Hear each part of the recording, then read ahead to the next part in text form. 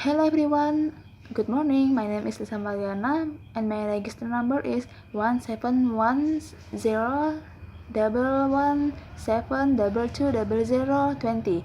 And here I will present you my part of the presentation about assessing speaking.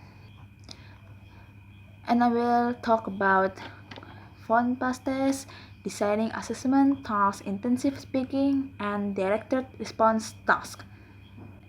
And here I will explain you about my presentation. PhonePass test. PhonePass is an example of speaking test that uses imitative as well as intensive production. It's widely used commercially available speaking test in many countries. Among a number of speaking tasks on the test, repetition of sentences of 8 to 12 words is the most tested.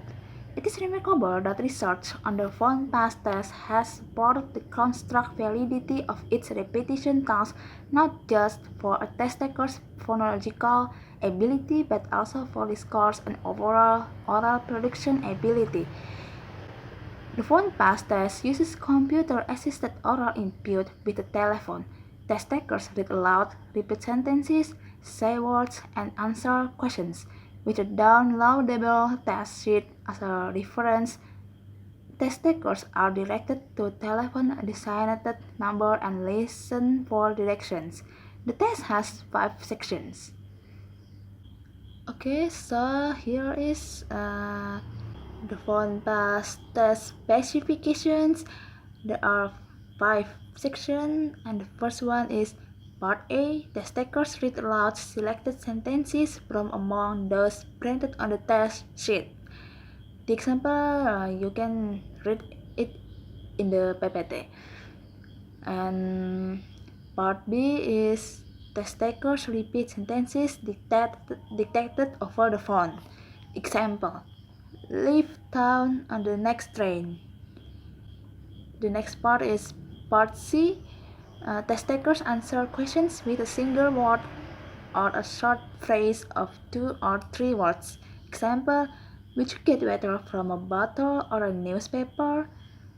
The next part is Part D. Test takers hear 3 word groups in random order and must link them in a correctly ordered sentence. Example, was reading my mother a magazine. And the last part is Part E. Test takers have 30 seconds to talk about their opinion about some topic that is dictated over the phone. Topics center on family, preferences, and choices.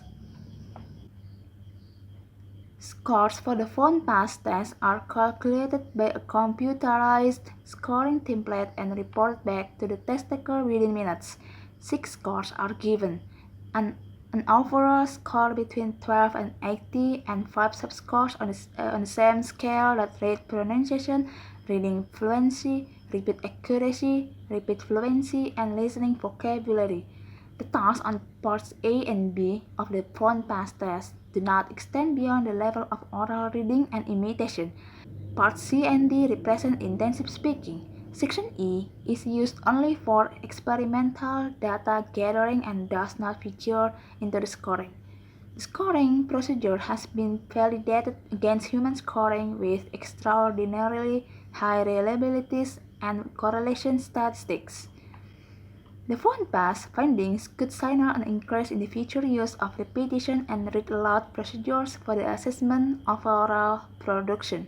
Because a test taker's output is completely controlled, scoring using speech recognition technology becomes achievable and practical.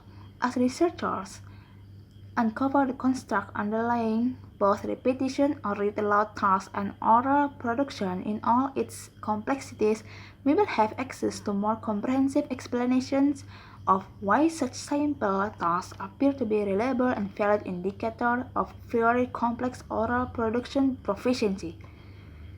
Here are some details on the PhonePass test. And this is PhonePass test. Producer, Ordinate Corporation, Menlo Park, CA, objective to test oral production skills of non-native English speakers, and the rest you can read it on your own in the PPT. Designing assessment tasks.